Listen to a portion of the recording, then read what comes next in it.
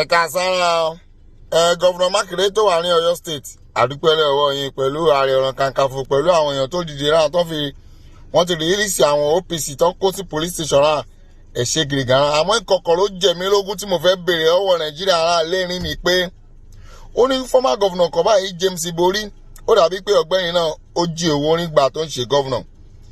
ìgbà tó dẹ̀ recover owó náà padà láti UK náà ń sìn ó jí wọ́n recover 6.2 million pounds. ìgbà tí àwọn recovery team máa sọ̀rọ̀ wọ́n ní 4.2 million pounds ni wọ́n recover. kí ló ṣẹlẹ̀ sí 2 million pounds tó wà àárín ẹ̀?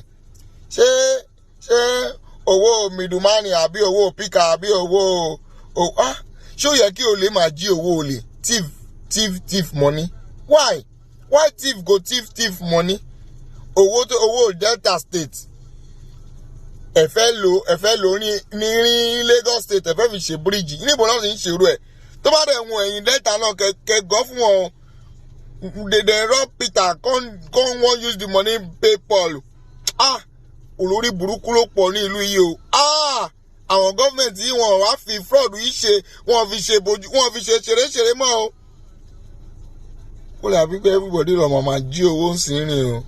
no time to waste. Any money you see, you thief it.